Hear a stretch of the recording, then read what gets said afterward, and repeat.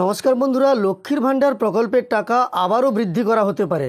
মানে এখন প্রত্যেক মাসে লক্ষ্মীর ভাণ্ডার প্রকল্পে উপভোক্তারা 1000 কিংবা 1200 টাকা করে পেয়ে থাকেন সরাসরি আপনাদের ব্যাঙ্ক অ্যাকাউন্টে। আগামী দিনে এই টাকা আবারও বৃদ্ধি পাবে, সেই ধরনের একটি সংবাদ উঠে এসেছে। 2021 সালে পশ্চিমবঙ্গের সম্মানীয় মুখ্যমন্ত্রী মমতা বন্দ্যোপাধ্যায় বিধানসভা ভোটের আগে প্রথম লক্ষ্মীর ভাণ্ডার প্রকল্পের কথা ঘোষণা করেছিলেন এবং বিধানসভা ভোটের পরেই লক্ষ্মীর ভাণ্ডার প্রকল্পের মাধ্যমে সাধারণদের মাসে 500 টাকা এবং অন্যান্য অনগ্রসর শ্রেণীর মহিলাদের জন্য প্রত্যেক মাসে 1000 টাকা করে এই লক্ষ্মীর ভাণ্ডার প্রকল্পের মাধ্যমে আর্থিক সহযোগিতা করা হতো।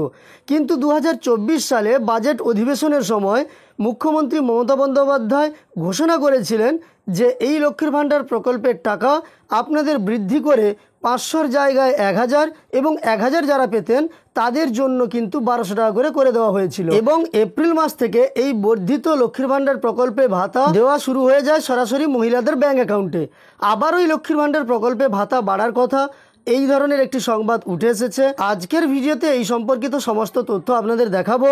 আপনারা যদি লক্ষ্মীর ভাণ্ডার প্রকল্পের উপভোক্তা হয়ে থাকেন বা আপনার পরিবারের কেউ লক্ষ্মীর ভাণ্ডার প্রকল্পের উপভোক্তা হয়ে থাকে তাহলে অবশ্যই ভিডিওটি আপনারা শেষ পর্যন্ত দেখবেন। আর সেই সঙ্গে যারা এই চ্যানেলে নতুন এসেছেন অবশ্যই চ্যানেলটিকে সাবস্ক্রাইব করে পাশে থাকা নোটিফিকেশন বেল আইকনটা অল করে রাখবেন, তবেই পরবর্তী ভিডিওর নোটিফিকেশন সবার প্রথম আপনার কাছে চলে যাবে। আপনার যদি মনে হয় এটা হতে পারে না তাহলে আপনার ধারণা ভুল। কেননা কর্ণাটকে এখন 1.5 কোটি মহিলাকে প্রত্যেক মাসে 2000 টাকা করে ভাতা দেওয়া হয়। আপনার বিশ্বাস হচ্ছে না? আমি ভিডিও ক্লিপটা চালিয়ে দিচ্ছি, আপনি নিজের কানেই শুনে নেন। প্রত্যেক মাসে মহিলাদের 2000 টাকা করে দেওয়া হচ্ছে। তারপরই আমরা প্রতিবেদনটা দেখে নেব। 15ই আগস্ট থেকে রাজ্যের প্রায় 1.5 কোটি মহিলারা প্রতি মাসে 2000 টাকা করে পাবেন। পশ্চিমবঙ্গের মতো এবার কর্ণাটক সরকারও লক্ষ্মীর ভাণ্ডার প্রকল্প চালু করছে। তো এই নিয়ে একটি প্রতিবেদন আজ প্রকাশিত হয়েছে, যেখানে লেখা আছে 2011 সালে তৃণমূল কংগ্রেস সরকার ক্ষমতায় আসার পর একাধিক জনমুখী প্রকল্প নিয়ে এসেছে। এই প্রকল্পগুলির মধ্যে অন্যতম হলো লক্ষ্মীর ভাণ্ডার।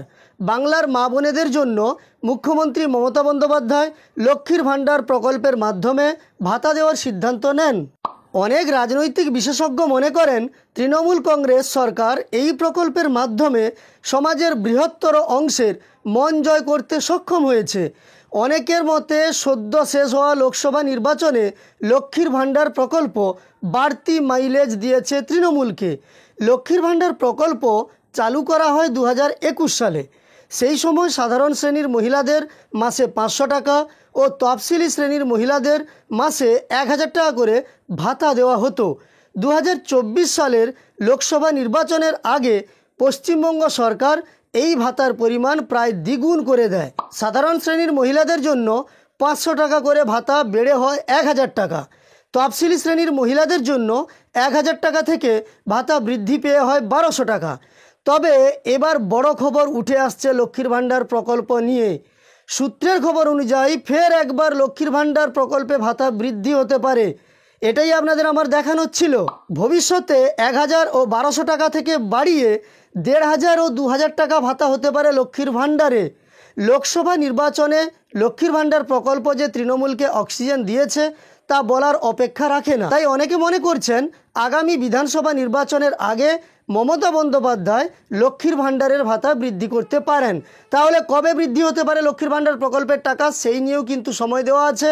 আগামী বিধানসভা নির্বাচন অর্থাৎ 2026 সালে বিধানসভা নির্বাচন, ঠিক তার আগেই লক্ষ্মীর ভাণ্ডার প্রকল্পের ভাতা বাড়িয়ে 1500 ও 2000 টাকা করা হতে পারে, এই ধরনের একটি সংবাদ কিন্তু উঠে এসেছে।